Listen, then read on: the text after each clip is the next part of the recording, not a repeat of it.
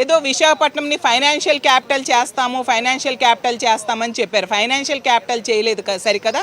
దోపిడీ క్యాపిటల్గా ఈరోజు చంద్రబాబు నాయుడు గారి కూటమి ప్రభుత్వం చేసింది అనేది స్పష్టమైంది. సంపద సృష్టిస్తాను అన్నారు. ఈరోజు సంపదను దోచుకుంటూ ఉండే పరిస్థితి చూస్తూ ఉన్నాము. అసలు విశాఖపట్నంలో భరత్ గారికి 5 లక్షల పైగా ఓట్ల మెజారిటీ అక్కడ ప్రజలు ఇవ్వడం జరిగింది. వీళ్ళేమో 5,000 కోట్ల రూపాయల భూమిని దోచుకుంటున్నారు. అదే భరత్ గారు. ఎంత దారుణమైన పరిస్థితులు ఈ రాష్ట్రంలో ఉన్నాయో అర్థం చేసుకోవచ్చు.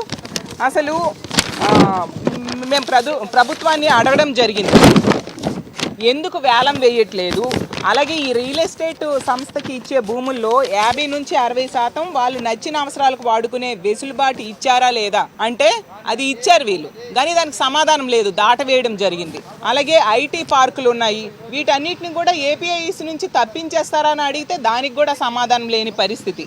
అసలు ఏపీఐసి కాదని ఎందుకు రియల్ ఎస్టేట్ సంస్థలకి మీరు భూములు కేటాయిస్తున్నారు అంటే కూడా దానికి కూడా సరైన సమాధానం చెప్పని పరిస్థితి మనం చూస్తూ ఉన్నాము.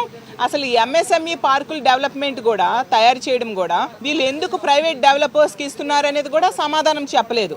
అంటే వీళ్ళు ఎంతసేపు కూడా ఈ స్కామ్ జరగడం కోసం అన్ని రకాలుగా ప్రయత్నాలు చేసుకుంటూ ఉన్నారు తప్ప ప్రజలకి సరైన సమాధానం చెప్పట్లేదు అనే విషయం అర్థమవుతుంది.